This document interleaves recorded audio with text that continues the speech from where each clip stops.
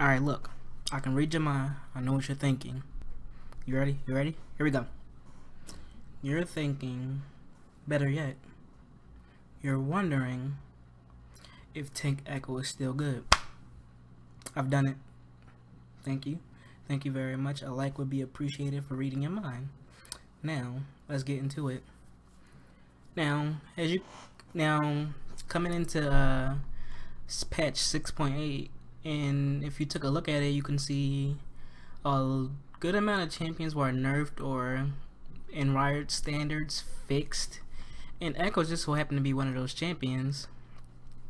Now what they did was they reduced his passive, that was his passive for his W that was originally 5% of the target's missing health to 3% of the target's missing health as the passive on hit, and now the passive on hit ratio is 1% per 33 ability power, and it used to be 1% per 50 ability power.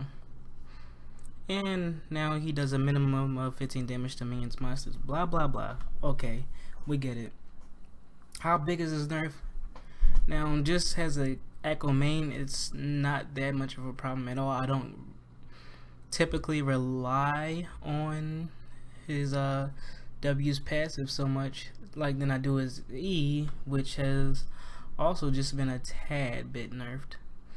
Now with his E, things are kind of different because it takes away just from like his level 7 through 11-ish phase, just because that base damage is not as much there, especially if you're playing Tank Ekko. If you're playing AP mid Ekko, then you have a better chance this like doesn't affect you as much. It might affect you, trying to 100 to 0 somebody as assassin slash mid Ekko. But the thing with it I like about what they did with the E is, so I'm not really mad, is yes, they reduced the base damage, but that's base damage, so I'm not too big to worry about it. The thing is, the ratio for it is 0.4 and it originally was 0.2, meaning you should be more inclined to play an AP Ekko over a Tank Ekko just with these little bit of changes. And you can see that from like a couple clips I'll be showing you while I'm talking about this, about he can really pop somebody with that E, especially when you Q and then you get your E combo. Well, you Q, get the 2 stacks off of that, and then you E. Especially if you have Sheen, you basically, you're an assassin, you pop somebody easy as hell. Now, getting into whether Tank Ekko is still worth the risk, in my opinion, Tank Ekko, it can still be a thing. It still has the power to be a thing, don't get me wrong, but like I said, you should be more inclined to go AP Ekko now. Yes, Sheen's Iceborne Gauntlet was reduced, but it's not a big deal concerning somebody like Ekko, in all seriousness.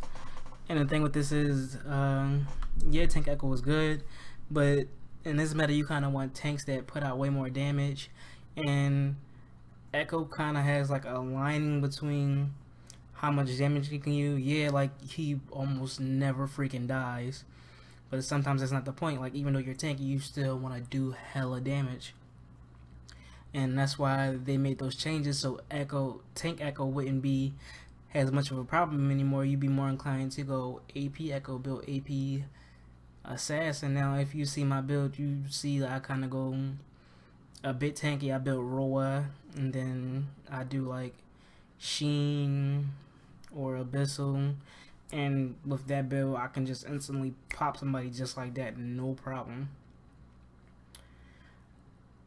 So just look at it. Yes, Ekko is still a strong champion in my opinion. Tank Ekko not as strong as it could be. You should definitely build AP Ekko, and if you are playing Ekko on top lane, I recommend doing Rod of Ages first over